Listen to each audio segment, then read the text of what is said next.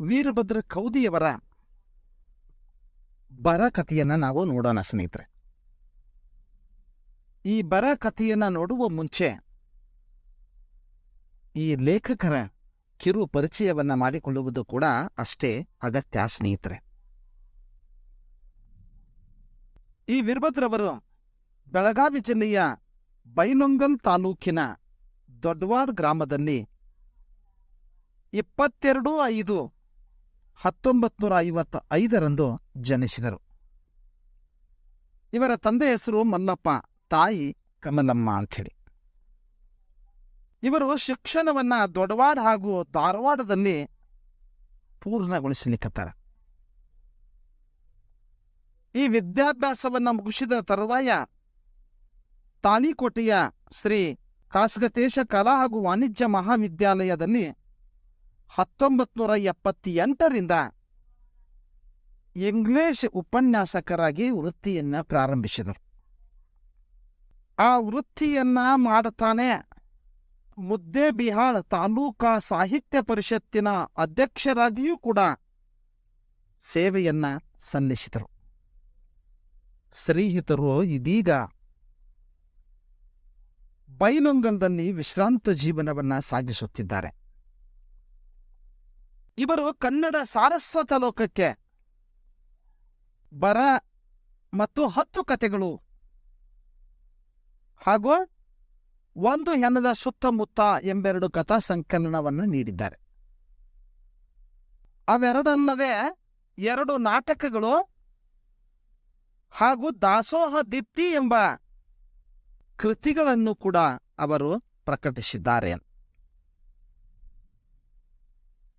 ಇವರು ಬೆಂಗಳೂರಿನ ಕನ್ನಡ ಸಾಹಿತ್ಯ ಪರಿಷತ್ತಿನ ಕಥಾ ಪ್ರಶಸ್ತಿಯನ್ನೂ ಕೂಡ ಪಡೆದಿದ್ದಾರೆ. ಕನ್ನಡ ಕಾವ್ಯ, ಕಥೆ, ಜನಪದ ಹಾಗೂ ವಚನ ಸಾಹಿತ್ಯದಲ್ಲಿ ವಿಶೇಷ ಆಸಕ್ತಿ ಹೊಂದಿರುವ ವೀರಭದ್ರ ಕೌದಿಯವರು ಉತ್ತಮ ಕಥೆಗಾರರಾಗಿದ್ದಾರೆ. ಅವರು ಬರೆದಿರುವಂಥ ಒಂದು ಅತ್ಯುತ್ತಮ ಕಥೆ ಬರ. ಹಾಗಾದರೆ ಈ ಕಥೆಯಲ್ಲಿ ಬಂದಿರುವಂಥ ಈ ಬರ ಯಾವುದರ ಬರಹ? ಮಳೆಯಾಗದೆ ಆ ಪ್ರದೇಶಕ್ಕೆ ಬಂದಿರುವ ಬರವೋ? ಗಂಡು ಹೆಣ್ಣಿನ ಮಧ್ಯದ ಬರವೋ? ಹಾಗಾದರೆ ಬರ ಯಾವುದರ ಬರ? ಯಾವುದರ ಬರ ಬಂದಿದೆ ಎನ್ನುವುದನ್ನು ನೀವು ತಿಳ್ಕೊಳ್ಬೇಕು ಅಂತಿದ್ರೆ ಈ ಕಥೆಯನ್ನ ಪೂರ್ತಿ ಕೇಳುವುದನ್ನ ಮರೆಯಬೇಡಿ ಸ್ನೇಹಿತರೆ. ಈಗ ನಾವು ನೇರವಾಗಿ ಬರ ಕಥೆಯನ್ನು ನೋಡೋಣ. ಬರಗಾಲ ಪೀಡಿತವಾದ ಪ್ರದೇಶದಲ್ಲಿ ಬೆಳಗಿನ ಜಾವ ಎಲ್ಲ ಜೋಡು ಕೊಡವನ್ನ ಹೊತ್ಕೊಂಡು ನೀರನ್ನ ತರಲಿಕ್ಕೆ ಹೋಗುವಂತ ಪ್ರಸಂಗ. ಆ ಬೆಳಗಿನ ಸಮಯ ಎಂತಹದ್ದು ಅಂತಂದ್ರೆ ಆಗಲೇ ಬೆಳ್ಳಿ ಮೂಡಿತ್ತು. ಎಲ್ಲ ನೀರನ್ನ ತರಲಿಕ್ಕೆ ನಡಿಗೆಯನ್ನ ತೀವ್ರಗೊಳಿಸೋಣ. ಹೆಗಲ ಮೇಲೆ ಜೋಡು ಖಾಲಿ ಕೊಡಗಳನ್ನ ತನ್ನೆರಡು ಕೈಗಳಿಂದ ಗಟ್ಟಿಯಾಗಿ ಹಿಡಿದು ನಡೆದಿದ್ದ. ಸುಮಾರು 2-3 ತುಂಡು ದೂರದಲ್ಲಿ ಯಾರದೋ ಇಬ್ಬರು ಹೋಗ್ತಾ ಇದ್ರು ಎನ್ನುವ ಸುಳಿವು ಅವನಿಗೆ ಹತ್ತಲಿಕ್ಕತ್ತದ. ಯಾರೋ ಹೋಗ್ಲಿಕ್ಕತ್ತಾರ ಅಂತ ಅನ್ಸ್ಲಿಕ್ಕತ್ತದ ಅವನಿಗೆ. ಇನ್ನೂ ಕಕ್ಕರ ಮಬ್ಬಾಗಿರುವುದರ ಪರಿಣಾಮ ಯಾರೆಂಬುದು ಆತನಿಗೆ ಗುರುತಿಸಲಿಕ್ಕೆ ಆಗಲಿಲ್ಲ. ನಡಿಗೆಯನ್ನ ಇನ್ನಷ್ಟು ತೀವ್ರಗೊಳಿಸಿದ. ಈಗ ಆ ವ್ಯಕ್ತಿಗಳ ಅಸ್ಪಷ್ಟ ಚಿತ್ರ ಕಾಣಿಸಲಿಕ್ಕೆ ಪ್ರಾರಂಭವಾಯಿತು. ಒಂದು ಗಂಡು ಮಗ, ಇನ್ನೊಬ್ಬಳು ಹೆಣ್ಣುಮಗಳು.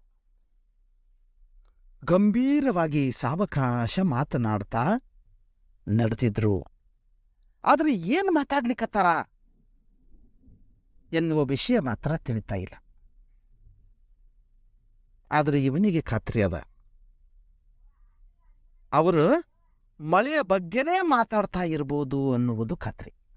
ಯಾಕಂತಂದ್ರೆ ಈಗಿನ ಕಾಲದಲ್ಲಿ 2 ಹೆಣ್ಣಾಗಲಿ 2 ಗಂಡಾಗಲಿ, ಇಲ್ಲ ಒಂದು ಹೆಣ್ಣು ಒಂದು ಗಂಡಾಗಲಿ, ಅಥವಾ ಗಂಡು ಹೆಣ್ಣಾಗಲಿ, ಕೂಡಿದಾಗ ಆಡುವ ಮಾತು ಅಂತಂದ್ರೆ ಮಳೆಯ ಬಿಟ್ರೆ ಬೇರೆ ಯಾವುದು ಇರಲಿಕ್ಕೆ ಸಾಧ್ಯವಿಲ್ಲ ಅಂತನಬ.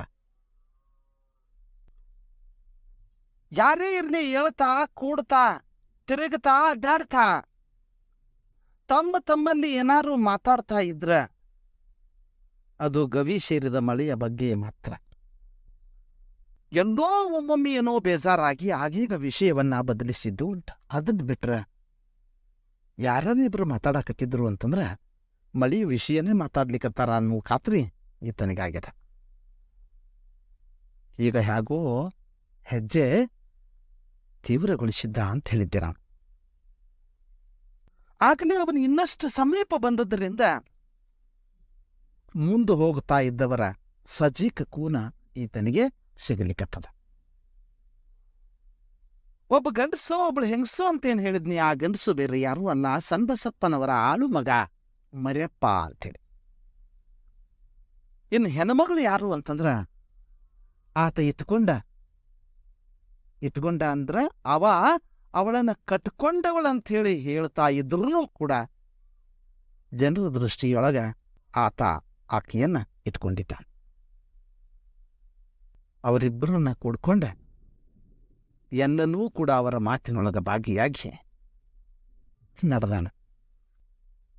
ಮಾತಿನೊಳಗ ಭಾಗಿಯಾಗಿ ನಡೆದ ಮಾತಿನಲ್ಲಿ ಎಲ್ಲರೂ ಮಗನಾಗ್ಯಾರ. ವಿಷಯ ಬರಗಾಲ, ಬರಡು ಭೂಮಿ, ನೀರಿನ ತಾಪತ್ರಯ, ಮರ್ಯಪ್ಪ ಎತ್ತು ಮಾರಲು ಬಾಗೂಡಿಗೆ ಹೊರಟಿದ್ದು, ಗೌಡ್ರ ರೊಕ್ಕದ ಮದ, ಅವರು ಕೊಡುವ ಬಡ್ಡಿಯ ಸಾಲ, ತೆಗೆದುಕೊಂಡವರ ಸೊಂಟ ಮುರಿಯುವ ಬಡ್ಡಿ ರೇಟ್, ಹಾಗೂ ಗೌಡ್ರ ಕಚ್ಚೆ ಹರಕುತನದ ಬಗ್ಗೆ ಅವರು ಹೋಗ್ತಾ ಇದ್ದಂಗ ಮಾತುಗಳು ಸಾಗ್ತಾ ಇದ್ರು. ದಾರಿ ಸುತ್ಕೊಳ್ತಾ ಇದೆ. ಹಿಂಗ ಮಾತಾಡ್ತಾ ಬಾವಿಗೆ ಬಂದರು.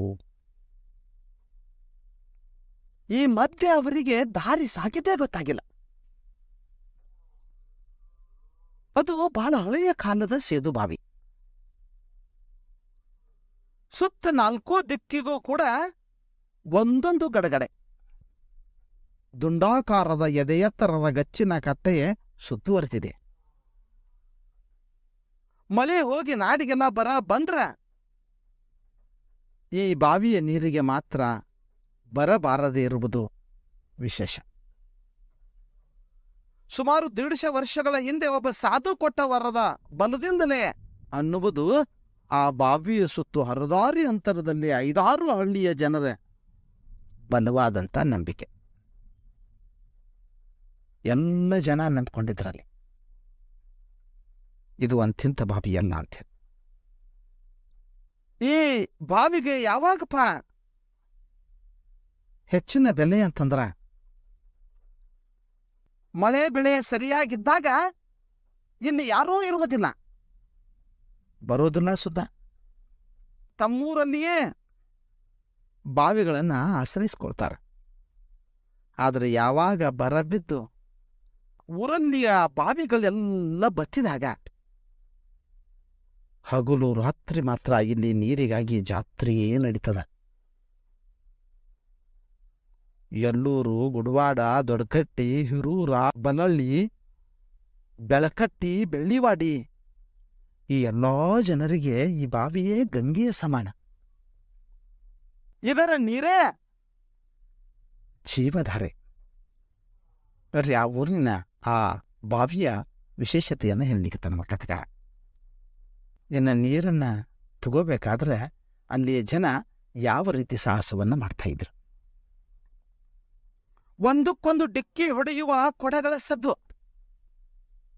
ಕೊಡ ನೆಗ್ಗಿತೋ ಎಂದು ಗುದ್ದಾಡುವ ಜನಗಳ ಗದ್ದಲ,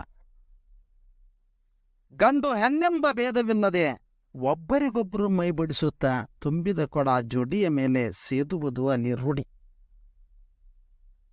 ಇಂಥದ್ರಾಗ ಕೆಲ ಅಡ್ನಾಡಿ ಹುಡುಗರ ಬಾವಿಯ ತಳಕ್ಕ ಬೆಳಕು ಬಿಡಲೆಂದು ತಂದ ಬ್ಯಾಟ್ರಿಯ ಕಟ್ಟೆಗೆ ಜಿಗ್ಗಾಲು ಕೊಟ್ಟು ಕೊಡ ಸೇದುವ ಹುಡುಗಿಯರ ಮುಖಕ್ಕೆ ದಿಟ್ಟಿಸಿ ಡಿಮ್ಮಾಗುವುದು ಕೂಡ ಇತ್ತು. ಇನ್ನು ಕೆಲ ಆಡತಾರ ಹುಡುಗಿಯರು ಕೂಡ ತುಂಬಿದ ಇದೆಯನ್ನ ಹುಡುಗರ ಬೆನ್ನಿಗೆ ಬಿಡಿಸಿ, ಇಲ್ಲ ಸಾಧಿಸಿದರೆ ತಿಕ್ಕಿ ಖುಷಿ ಪಡುವುದು ಕೂಡ ಸರ್ವೇ ಸಾಮಾನ್ಯ. ಇಂಥ ಗುದ್ದಾಟದೊಳಗನ ಎಲ್ಲ ಸಾಧಿಸಿ ಒಂದೆರಡು ಕೊಡಗಳನ್ನು ಸೇದಿಕೊಂಡ. ಹೆಗಲ ಮೇಲೆ ಮಪ್ಲರ್ ಹಾಕ್ಕೊಂಡ, ಎಡ ಹೆಗಲ ಮೇಗೊಂದು ಕೊಡ ಇಟ್ಕೊಂಡ, ಬಲ ಹೆಗಲ ಮೇಲೊಂದು ಇನ್ನೊಂದು ಕೊಡ ಇಡಿಸ್ಕೊಂಡ, ಎರಡಕ್ಕೂ ಉಕ್ಕಡ ಸಿಕ್ಸಿ ಸಾವಕಾಶವಾಗಿ ನಡೆದ. ಅಂದಾಗೆ ಬೆವರು ಬರ್ಲಿಕತ್ತಿತ್ತು. ರಾಕ್ಷಸನಂತೆ ಬಾಯಿ ಕಿಸಿದು ಸತ್ತ ಕೆಳಗೆ ಬಿದ್ದ ಭೂಮಿ. ಅಲ್ಲಲ್ಲಿ ಉರುಳಿರುವಂತ ಎಲುಬಿನ ತೊಗಲಿನ ಹಂದರವಾದ ದನೆಗಳು. ಬಿಸಿಲಿನ ತಾಪಕ್ಕೆ ಬದುವಿನಲ್ಲಿಯೇ ಸತ್ತು ಬಿದ್ದ ಎಳೆಯ ಕರುಗಳು. ಅವನ್ನೇ ಮೃಷ್ಟಾನ್ನವೆಂಬಂತೆ ಒಂದನ್ನೊಂದು ಬೆದರಿಸುತ್ತ ಸಿಕ್ಕಲ್ಲಿಯೇ ಹುರಿದು ತಿನ್ನುವ ಕೊಬ್ಬಿದ ನಾಯಿ ನರಿಗಳು. ಕುಕ್ಕಿ ತಿನ್ನಲು ಎರಗಲೂ ಅವಣಿಸುತ್ತ ಮೇಲೆ ಹಾರುವ ರಣಹದ್ದುಗಳು. ಇವುಗಳನ್ನೆಲ್ಲ ನೋಡ್ಕೋತ ನಡೆದಾನ ಅವನ ಮನಸ್ಸು ಕೈಯಾಗ್ಲಿಕ್ಕತ್ತದ. ಕರುಳು ಒಂದು ಕ್ಷಣ ಚುರುಕನ್ಲಿಕ್ಕತ್ತದ. ಇಂದ್ಯಕ್ಕೋ ಹೆಗಲ ಮೇಗಿರುವ ಕೊಡಗಳು ಬಹಳಷ್ಟ ಒಜ್ಜೆಯಾಗ್ಯಾವ. ನಡುಗೆಯ ವೇಗ ಹೆಚ್ಚು ಮಾಡ್ಯಾನ. ಆದರೆ ಎಲ್ಲನ ಮನಸ್ಸು ತಲೆ ಎರಡರೊಳಗ ವಿಚಾರಗಳ ಪ್ರವಾಹ ಮಾತ್ರ ನುಗ್ಗಿ ಬರ್ತಾಯಿತ್ತು. ಏನೇನೋ ವಿಚಾರಗಳ ಅವನ ತಲೆಯೊಳಗ ಸುಳಿದಾಡ್ತಾ ಇದ್ವು. ಅವ ಏನ್ ವಿಚಾರ ಮಾಡ್ತಾ ಇದ್ದ? ಬರ ನಮ್ಮ ಭಾಗಕ್ಕೆ ಭಯಂಕರ ಶಾಪ. ಯಾವ ಪುಣ್ಯಾತ್ಮ ಕೊಟ್ಟನೋ ಏನೋ ಕರ್ಮ ಪಿಸಾಸಿ ಹಂಗ ಗಂಟ ಬಿದ್ದೈತಿ. ನಮ್ಮ ಜಿಲ್ಲಾ ಅಂದ್ರ ಬರಕ್ ಪ್ರೀತಿನೋ ಇಲ್ಲ ನಮ್ಮ ಜಿಲ್ಲಾದವರು ಬರದ ಬೀಜ ಹಿಡಿದಾರೋ ತಿಳಿಬನ್ನದು. ಇಲ್ಲೇ ಮನಿ ಮಾಡೈತಿ. ನಾ ಹುಟ್ಟಿ 25 ವರ್ಷಗಳಾಗಿರ್ಬೋದು. ಕನಿಷ್ಠ 5 ಸಲನಾದರೂ ಬಂದೈತಿ. ಜನರ ಜೀವ ಹಿಂಡೈತಿ. ಬರವುಂಡ ಜನ ಬರಡಾಗ್ಯಾರು. ಊರು ಸುಡ್ಗಾಡ್ದಂಗ ಬಿಕ್ಕೋಡ್ತೈತಿ. ಹೊಟ್ಟಿ ವರಿನಾಕ ಜನ ಗೋವಾಕ್ಕೋ ಮುಂಬೈಗೋ ಹೋಗ್ತಾರ. ಆಗ ನಾನಿನ್ನೂ ಚೊನ್ನ ಸಹಿತ ಉಡ್ತಿರ್ಲಿಲ್ಲ. ಅಪ್ಪ ಅವನ ಜೋಡಿ ನಾನೂ ಸುದ್ದ ಗೋವಾಕ್ ಹೋದ ನೆನಪ ಇನ್ನೂ ಐತಿ. ನೋಡ್ರಿ, ಈತನ ಜೀವಮಾನದಲ್ಲಿ 5 ಸಾರಿ ಬರವನ್ನ ಕಂಡಾನ. ಇದೆಲ್ಲ ನೆನಪಾಗ್ಯದ. ಆ ಜೋಡು ಕೊಡವನ್ನ ಹೊತ್ಕೊಂಡ ಗೌಡರ ಮನೆಗೆ ನೀರನ್ನ ಹೊರ್ತಾ ಇರುವಂತ ಸಂದರ್ಭದಲ್ಲಿ ಈ ವಿಚಾರ ಮಾಡ್ಕೋತ ಹೋಗ್ತಾ ಇದ್ದ. ಗಾಡಿ ದಾಟಿ ಗೀಟಿತು. ಜಲ್ದಿ ಜಲ್ದಿ ನಡಿಲೇ ತಮ್ಮ. ಸಮೀಪದಿಂದ ಬಂದ ಮಾತಿನಿಂದ ಎಲ್ಲನ ವಿಚಾರಕ್ಕೆ ಕಡಿವಾಣ ಬೀಳ್ಲಿಕ್ಕತ್ತದ. ಅಪರಿಚಿತ ಧ್ವನಿ. ತುಸು ಮುಖ ಎತ್ತರಿಸಿ ನೋಡಿದ. ಸನ್ಮನಿ ಸಂಗಪ್ಪ ಹೆಂಡತಿ ಮಕ್ಕಳೊಂದಿಗೆ ಗಂಟು ಮುಟ್ಟೆ ಕಟ್ಟಿಕೊಂಡ ಅವಸರದಿಂದ ಹೊರಟಿದ್ದ. ಅದು ಹುಬ್ಬಳ್ಳಿ ಪ್ಯಾಸೆಂಜರ್ ಗಾಡಿ ಬರುವ ವೇಳೆ ಆಗೈತಿ ಅಂತ ಕಾಣತ್ತ. ಬಹುತೇಕ ಗೋವಾಕನ ಹೊರಟಿರಬೇಕು. ಪುನಃ ಎಲ್ಲನ ವಿಚಾರ ಚಕ್ರ ಸುತ್ತಲಾರಂಭಿಸಿತು. ಅವ್ರಿ ಎಲ್ಲ ವಿಚಾರ ಮಾಡ್ಲಿಕ್ಕತ್ತ. ಸಂಗಪ್ಪ ಬಡವಲ್ಲ. 3 ಕುರುಗಿ ಹೊಲ ಮಣಿ ಐತಿ. ಜೊತೆಗೆ 3-4 ಕುರುಗಿ ಲಾವಣಿ ಮಾಡಿರ್ತಾನ. ಇವ ಯಾಕೆ ಹೊಂಟ ಅನ್ನುವಂಥ ಪ್ರಶ್ನೆ ಅವನ ಮುಂದೆ ಬಂದ ನಿಲ್ಲಕತ್ತ. ಉತ್ತರ ಕೂಡ ಅಷ್ಟೇ ನಿಶ್ಚಲವಾಗಿತ್ತು ಸ್ನೇಹಿತರೆ. ಯಾಕಪ್ಪ ಅಂತಂದ್ರ ಬರಕ ಸಣ್ಣ ಮನಿ ಸಂಘ ಆದ್ರೇನು, ದೊಡ್ಡ ಮನಿ ನಿಂಗ ಆದ್ರೇನು. ಬರ ಅಂದ್ರ ಬರ. ಅದ್ರ ಮುಂದೆ ಎಲ್ಲರೂ ಬಾಗಾಕ ಬೇಕ. ಎದೆ ಸೆಟ್ಟಿಸಿ ದಿಗಿರ್ಲೆ ನಿಂದಿರ್ತೇನಂದ್ರ ನಡೆಯೋದಿಲ್ಲ. ಗೌಡ್ರದಂಥವ್ರ ಒಬ್ರದಿಬ್ರದು ನಡೆದಿತ್ತು.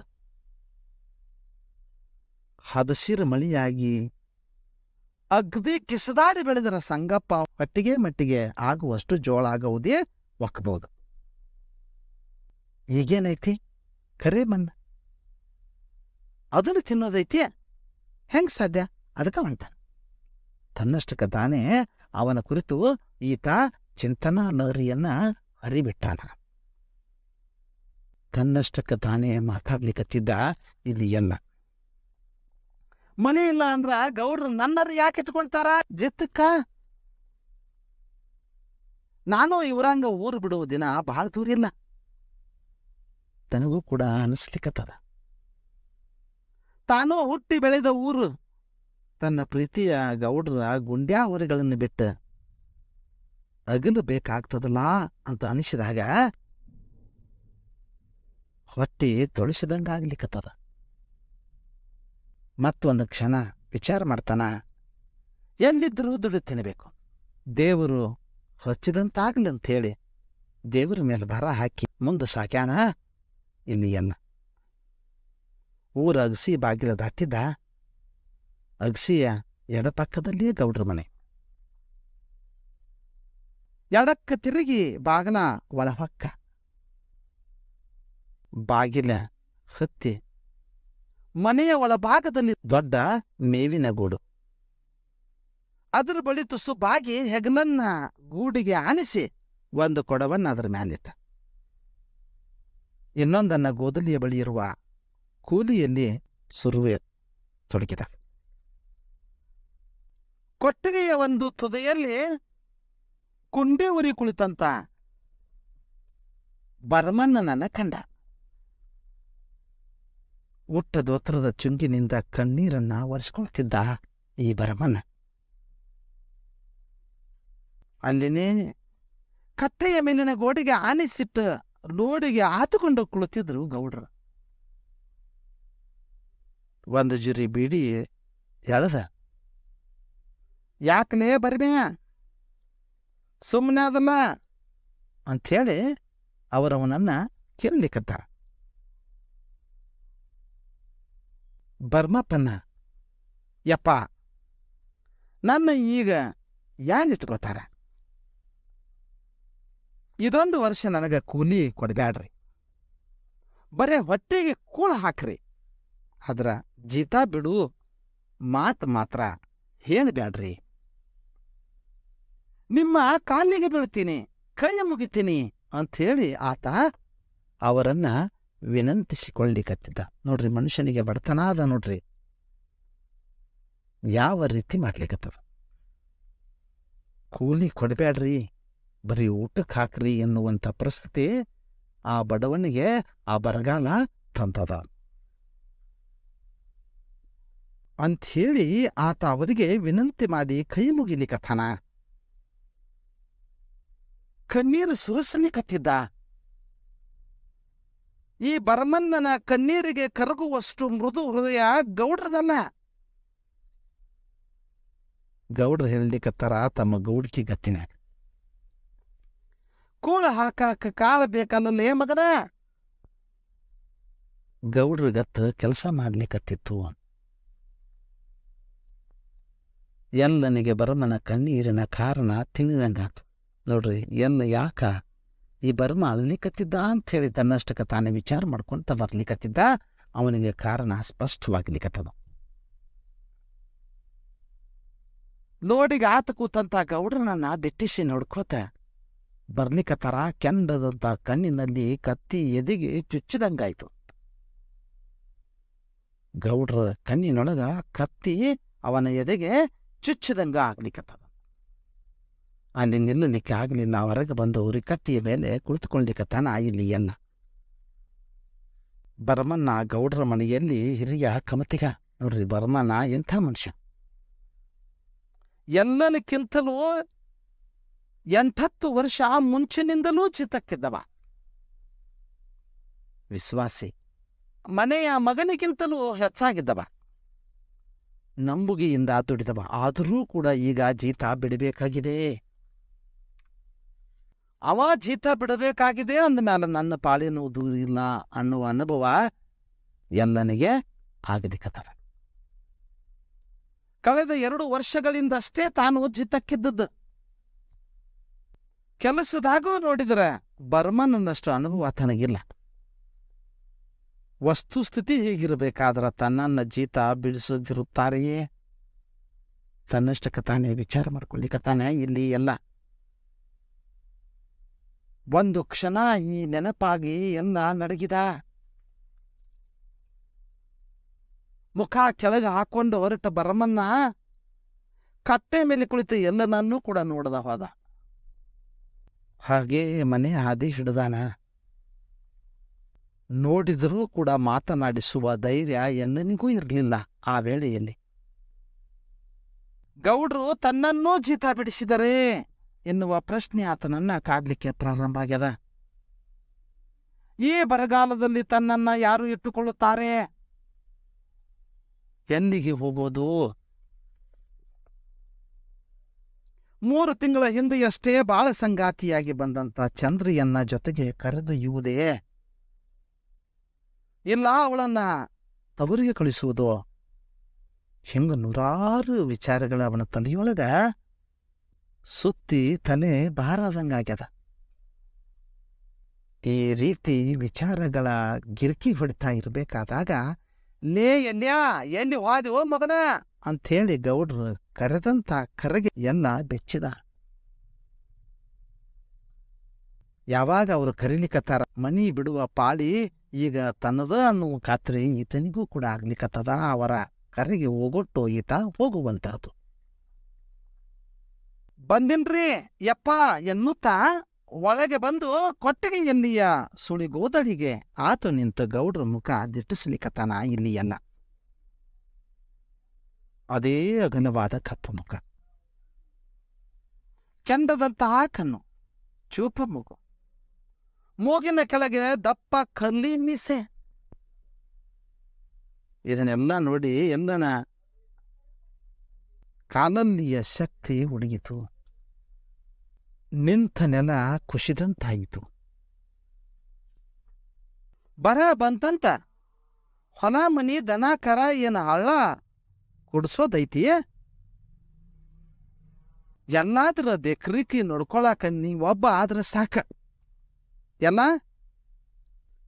ನನ್ನ ಉದ್ದೇಶಿಸಿ ಆತ ಮಾತಾಡ್ತಾ ಇದ್ದ. ಎಲ್ಲ ಕನಸು ಕಾಣುತ್ತಿದ್ಲವಷ್ಟೇ. ಈ ಮಾತು ಗೌಡ್ರ ಬಾಯಿಂದ ಬಂದದ್ದೇ.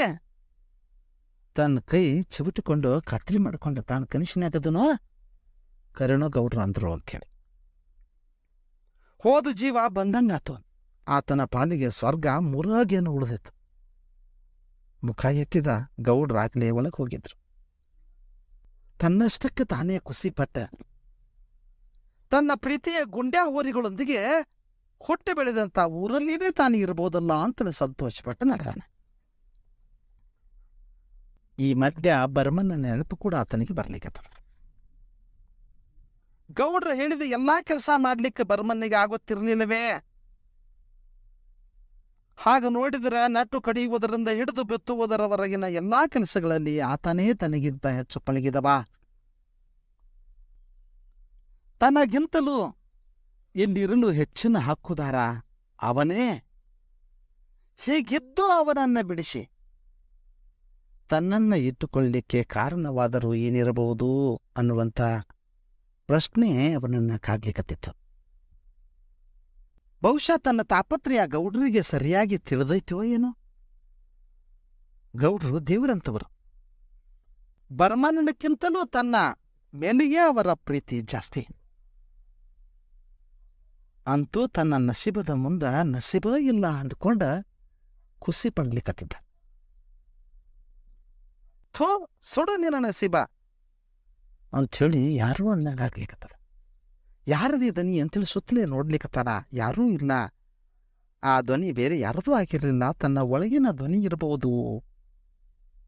ಅವನ ಒಳಗಿನ ಮನಸ್ಸೇ ಆತನನ್ನ ಬೈಲಿಕ್ಕತ್ತಿತ್ತು. ಯಾಕೆ ಅಂತಂದ್ರೆ ಚಂದ್ರಿ ಹೇಳಿರುವಂಥ ವಿಷಯ ನೆನಪಾಗ್ಲಿಕ್ಕತ್ತದ.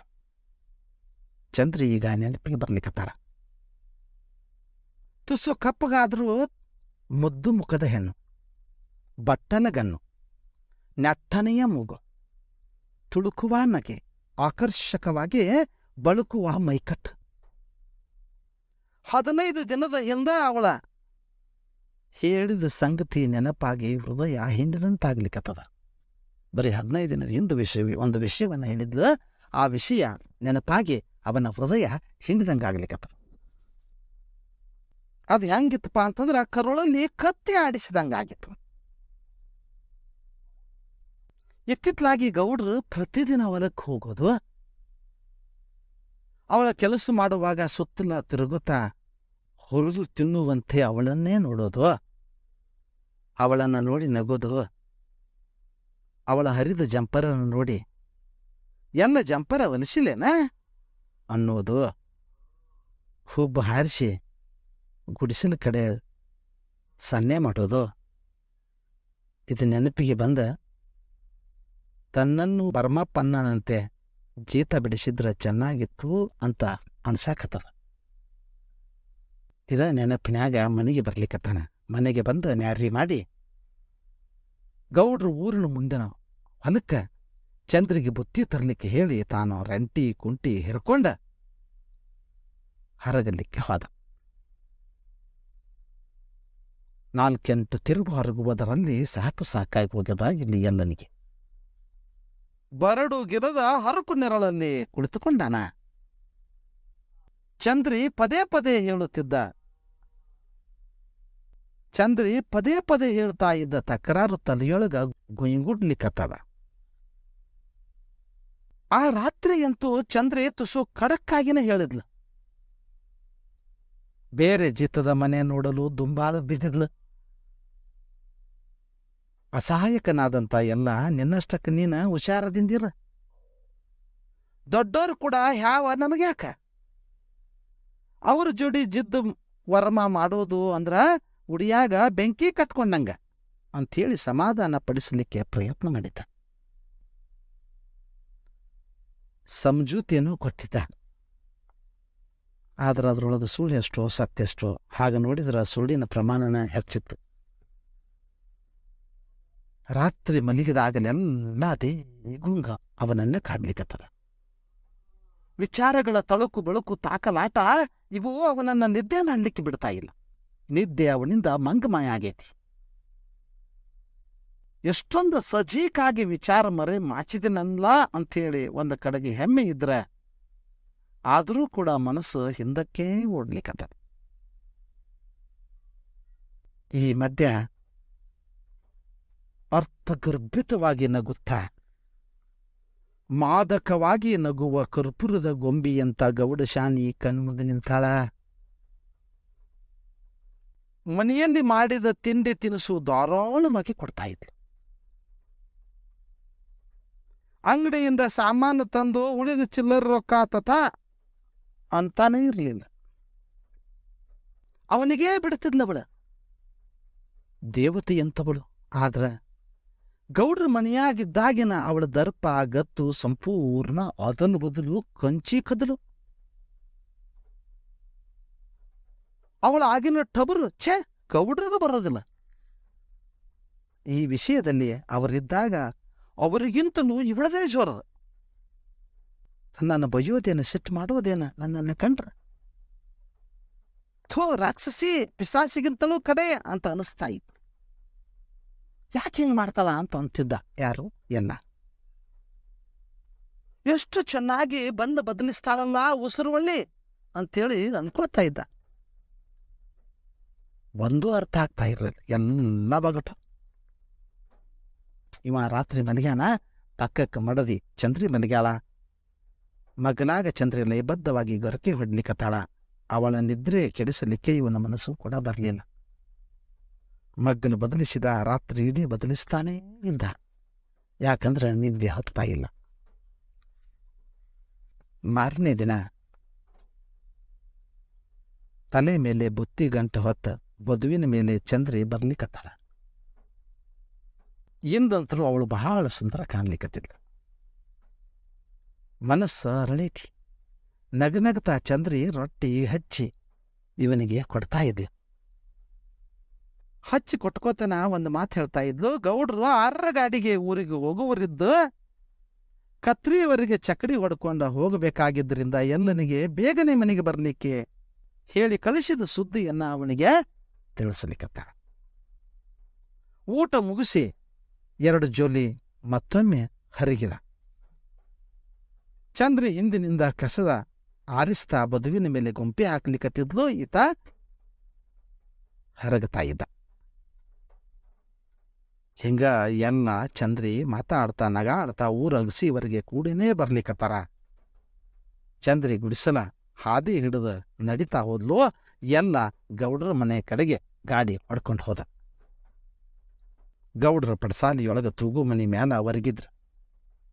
ಗೌಡ ಶಾನಿ ಕೊಟ್ಟಂತ ಚಾ ಕುಡಿದ ಇಳಿಯ ಹೊತ್ತಿನ ಹೆಂಡಿ ಕಸ ಮಾಡಿ ಎತ್ತುಗಳಿಗೆ ಹೊಟ್ಟು ಹಾಕಿ ಚಕಡಿ ಕೊಲ್ಲಾರಿ ಕಟ್ಟಿ ನಗ ಬಿಗಿದ ಎತ್ತುಗಳಿಗೆ ನೀರು ತೋರಿಸಿ ಕೊರಳ ಕಟ್ಟಿದ. 3 ಮೈಲು ದೂರದ ಕತ್ತರಿಗೆ ಮಿಸ್ಕೂದ್ರ ಅಲ್ಲಿನೇ ಚಕಡಿ ಓಡಿಸ್ತಾ ಇದ್ದ. 7:45 ಬಂದಂತ 6 ಗಾಡಿಗೆ ಗೌಡ್ರನ್ನ ಹತ್ತಿಸಿ ಮನೆಗೆ ಸೇರುವುದರಲ್ಲಿ ಕತ್ತಲಾಗ್ಯದ. ಎತ್ತುಗಳನ್ನ ಕಟ್ಟಿ ಕನ್ಕಿ ಹಾಕಿ ಹೊಟ್ಟು ಮೇವು ಮಾಡಿ ಕಾಲಾನ ಕಸ ದೂಡಾಕತ್ತಿದ್ದ. ಅದ ಎಣಿದಾಗ ಹಿಂದ ಗೌಡ ಶಾನಿ ಬಂದಾಳ. ಅಡಿಗೆ ಭಾಳ ಉಳ್ದೈತಿ, ಇಲ್ಲೇ ಊಟ ಮಾಡುವಂತಿ ಕಾಲು ತೊಳ್ಕೋ ಎಲ್ಲ ಅನ್ಲಿಕ್ಕತ್ತಾಳ. ತೋಗೋ ಮನೆಯ ಮೇಲಿಂದ ಎಲ್ಲ ಕೆಲಸ ಮಾಡುವುದನ್ನೇ ನೋಡ್ತಾ ನಿಂತಂತ ಗೌಡ ಶಾನಿ ಹೇಳಲಿಕ್ಕತ್ತಾಳ. ಅಂದು ಉಮರು ಜಾಸ್ತಿ ಇತ್ತು. ಕೈಕಾಲು ತೊಳೆದುಕೊಳ್ಳಲಿಕ್ಕೆ ಮುಂಚೆ ಬಾಗಿಲಿಗೆ ನೀರಿನ ಚೆಂಬಿನೊಂದಿಗೆ ಎಲ್ಲ ಹೊಂಟಾನ. ಆಕಾಶದೊಳಗ ಕಪ್ಪು ಮೋಡಗಳು ಹೆಪ್ಪು ಕಟ್ಟ್ಯಾವ. ತಾಕಲಾಟ ಮಾಡ್ಲಿಕ್ಕತ್ತಾವ. ಹೆಗಲಿನ ಮೇಲಿನ ಮಪ್ಲರ್ನಿಂದ ಮುಖ ಒರೆಸ್ತಾ ಪಡಸಾಲಿ ಕಂಬಕ್ಕೊರಗಿ ಕೂತ. ಮರದಂತಹ 4 ಹೋಳ್ಗಿ ತುಂಬಿದ ಹಿತ್ತಾಡಿ ತಾಬಾನ ತಂದ ಗೌಡ ಶಾನಿಯೇ ಎಲ್ಲನೂ ಉಂಡು ಇಡ್ಲಿಕ್ಕತ್ತಾಳ. ಹೋಳಿಗೆ ಹರಿದ ಒಂದು ತುತ್ತ ಬಾಯಿಗಿಟ್ಕೊಳ್ಲಿಕ್ಕತ್ತಾನ. ಹೋಳಿಗೆ ಭಾಳ ರುಚಿಯಾಗ್ಯಾವ. ಗಿಂಡಿ ಬಗ್ಸಿ ಗೌಡ ಶಾನಿ ತುಪ್ಪ ಸುರಿತಾ ಇದ್ದಳು. ಈ ವಾತಾವರಣಕ್ಕೆ ಪೂರಕವೆನ್ನುವ ರೀತಿಯೊಳಗ ಚದುರಿದ ತುಂಡು ಮೋಡಗಳು ಒಂದಾಗಿ ಆಕಾಶವಲ್ಲ ನಡುಗುವಂತೆ ಸಿಡಿಲುಗಳು ಗುಡುಗಿದವು. ಕಣ್ಣು ಕುಕ್ಕುವಂತೆ ಮಿಂಚು ಹೊಡಿಲಿಕ್ಕತ್ತವ. ಮನೆಯೊಳಗ ಯಾರಿಲ್ಲ. ಮಳೆ ಬೀಳತೊಡಗಿತ್ತು. ಶುರುವಾತಿನೊಳಗ ಸಾವಕಾಶವಾಗಿ ಪ್ರಾರಂಭವಾದಂಥ ಮಳೆ ನಂತರ ಜೋರಾಗಿ ಎತ್ತ ನೋಡಿದ ರತ್ತ ನೀರು ಕಲುಕು ಮಲುಕು. ಬಹಳ ದಿನಗಳಿಂದ ಕಾಯ್ದು ಸುಟ್ಟು ಬಾಯಿ ಕೆಸಿದ ಭೂಮಿಗೆ ನೀರುಡಿಸಲಿಕ್ಕತ್ತದ. ಹಸಿ ಕೆಸರಾಗಲಿಕ್ಕತ್ತದ. ಇಲ್ಲಿ ಬರಗಾಲದಿಂದ ಕಂಗೆಟ್ಟಂತ ಭೂಮಿ ತಾಯಿಗೆ ಮಳೆರಾಯ ಪ್ರೀತಿಯ ನೀರನ್ನ ಉಣಿಸ್ತಾ ಇದ್ರೆ, ಗಂಡನ ಪ್ರೀತಿಯಿಂದ ವಂಚಿತಳಾದಂಥ ಗೌಡನ ಪ್ರೀತಿಯಿಂದ ವಂಚಿತಳಾದಂಥ ಗೌಡ ಶಾನಿಗೆ ಎಲ್ಲ ಪ್ರೀತಿಯ ದಾರಿಯನ್ನ ಉಣಿಸಲಿಕ್ಕತ್ತಾನ. ಅವ ಉಣ್ಲಿಕ್ಕತ್ತಾನ. ಇಲ್ಲಿ ಉಂಡು ಮನೆಗೆ ಕೂತ. ಎಲ್ಲನಿಗಾಗಿ ಹಾದಿ ಕಾಯ್ತಾ ಕೂತಿದ್ದಾಳೆ ಚಂದ್ರಿ. ಅಡುಗೆ ಮಾಡಿ ಎಲ್ಲನಿಗಾಗಿ ಕಾಯ್ತಾ ಕೂತಂತ ಚಂದ್ರಿ ಕಾಲು ತೊಳಿಲಿಕ್ಕೆ ನೀರಿನ ತಂಬಿಗೆಯನ್ನು ತಂದ ಕೊಡ್ಲಿಕ್ಕತ್ತಾಳ. ಎಲ್ಲನ ಊಟ ಗೌಡ್ರ ಮನೆಯಲ್ಲಿ ಆದದ್ದು ಅವನಿಂದನೇ ತಿಳಿದು ತಾನೊಬ್ಬಳೇ ಉಂಟಿಕತ್ತಾಳ. ಎಲ್ಲ ಚಾಪಿ ಹಾಸ್ಕೊಂಡು ಬಿದ್ದುಕೊಂಡಲ್ಲ. ಊಟ ಮುಗಿಸಿ ತಾಟ ತೊಳೆದು ಮುಸುರಿ ಬಳಿದು ಎಲ್ಲ ಚಂದ್ರಿ ಎಲ್ಲನ ಬಳಿ ಬಂದಳು. ಇಂದ್ಯಾಕೋ ಬಹಳ ಹುರುಪಿನಾಗದಾಳ ಆಕೆಯೂ ಕೂಡ. ಮಾದಕವಾಗಿ ನೋಡ್ತಾ ಮುಗುಳನಗೆ ಬೀರ್ಲಿಕ್ಕತ್ತಾಳ. ಪದೇ ಪದೇ ಮಗನ ಬದಲಿಸಲಿಕ್ಕತ್ತಾಳ. ಕೈ ಬಳೆ ಗಿಲಿಗಿಲಿಸ್ಲಿಕ್ಕತ್ತಾಳ. ಮಳೆ ನೋಡಿದ್ರೆ ಆಗ್ಲಿಕ್ಕತ್ತಿತ್ತು. ತಂಪಿಗೆ ಈ ಜೀವ ಕೂಡ ತಂಪನ್ನು ಬಯಸಲಿಕ್ಕತ್ತದ. ಆದ್ರೆ ಎಲ್ಲ ಕೊರಡಾಗಿದ್ದಾನೆ, ಬಿದ್ಕೊಂಡು ಸುಮ್ಮನೆ ನೋಡ್ಲಿಕ್ಕತ್ತಾನ. ತನ್ನ ಎಡಗೈಯನ್ನ ಚಂದ್ರಿ ಎಲ್ಲನ ಮೇಲೆ ಹೀರ್ಲಿಕ್ಕತ್ತಾಳ. ಮೃದುವಾಗಿ ಹಿಡಿದ ಚಂದ್ರಿ ಇನ್ನೂ ಹತ್ತಿರ ಸೇರ್ಲಿಕ್ಕತ್ತಾಳ. ಹೊಟ್ಟೆ ತುಂಬಿದವಾಗ ಹೋಗಿ ಮುಳು ಉಂಡು ಬಂದ ಎಲ್ಲ ಇಲ್ಲಿ ಬಂದ ತಾಟನ್ನ ಸರಿಸ್ಲಿಕ್ಕತ್ತಿದ್ದ ಎನ್ನುವ ರೀತಿಯೊಳಗ ಇಂದು ಭಾಳ ಬ್ಯಾಸರ ಆಗೈತಿ, ಸುಮ್ಮನ ಬೀಳಬಾರ್ದ ಎಂದ. ಪಾಪ ಎಲ್ಲನ ಈ ಮಾತಿನಿಂದ ನಿರಾಶೆಯಾದರೂ ಸುಮ್ಮನೆ ತಿರುಗ್ಲಿಕ್ಕತ್ತಾಳ. ನಿದ್ರೆ ಮಾಡಲಿಕ್ಕೆ ವ್ಯರ್ಥ ಪ್ರಯತ್ನ ನಡೆಸಲಿಕ್ಕತ್ತಾಳ ಆಕೆ. ಈತ ಕಣ್ಣು ಮುಚ್ಚಿದ, ತೆರೆದ, ಮತ್ತೆ ಮುಚ್ಚಿದ, ನಿದ್ರೆ ಮಾತ್ರ ಸುಳಿವಿಲ್ಲ. ಯಾಕಂತಂದ್ರೆ ಸ್ವರ್ಗ ಸುಖವನ್ನೇ ಉಂಡು ಬಂದಾನ. ದೂರಕ್ಕೆಲ್ಲೋ ಓಡಿದೆ, ಅದರ ಬದಲು ಬೇರೆ ಬೇರೆ ರೂಪದಲ್ಲಿ ಬರ ಅವನ ಕಣ್ಮುಂದ ನರ್ತಿಸಲಿಕ್ಕತ್ತದ. ಎಲ್ಲಿ ನಿಮ್ಮ ಕತೆ ಮುಗಿಲಿಕ್ಕತ್ತದ ಸ್ನೇಹಿತರೆ? ಹಾಗಾದರೆ ಇಲ್ಲಿ ಬರ ಯಾವುದು? ಮಳೆಯಾಗದೆ ಬಿಸಿಲಿನಿಂದ ಜನ ಅನುಭವಿಸ್ತಾ ಇರುವಂಥ ಬರ ಒಂದು ಕಡೆ ಇದ್ರೆ, ಶ್ರೀಮಂತರ ಮನೆಯೊಳಗ ಪ್ರೀತಿಯ ಬರದಿಂದ ಬಳಲ್ತಾ ಇರುವಂಥ ಹೆಣ್ಣು ಮಕ್ಕಳು ಇನ್ನೊಂದು ಕಡೆಗೆ. ಹೀಗಾಗಿ ಆ ಗೌಡ ಶಾನಿ ಎಲ್ಲನ ಆಶ್ರಯ ಪಡೆದು ಪ್ರೀತಿಯ ಬರವನ್ನ ಹಿಂಗಿಸಿಕೊಳ್ಳುವಂತಹದ್ದು. ಇಲ್ಲಿ ಹೆಣ್ಣು ಗಂಡಿನ ಬರ ಗೌಡ ಶಾನಿ ಎಲ್ಲಿನ ನಡುವೆ ವ್ಯಕ್ತ ಆಗ್ತಾ ಇದ್ರ, ಮಳೆ ಇಲ್ಲದ ರೈತ ಈ ಬರದ ಆ ಬಡವನ ಭಾಗಕ್ಕೆ ಭಯಂಕರ ಶಾಪವಾಗಿ ಪರಿಣಮಿಸಲಿಕ್ಕತ್ತದ. ಆ ಬರ ಅವರನ್ನ ಊರು ಬಿಡುವಂತೆ ಮಾಡ್ಲಿಕ್ಕತ್ತದ. ಈ ಶ್ರೀಮಂತರ ಬರ ಅವಕಾಶವನ್ನ ಬಳಸಿಕೊಳ್ಳುವಂತೆ ಮಾಡ್ಲಿಕ್ಕತ್ತದ. ಇಲ್ಲಿಗೆ ಕತೆ ಮುಗಿಲಿಕ್ಕತ್ತದ. ನಮಸ್ಕಾರ. ಜೈ ಹಿಂದ್, ಜೈ ಕರ್ನಾಟಕ ಮಾತೆ.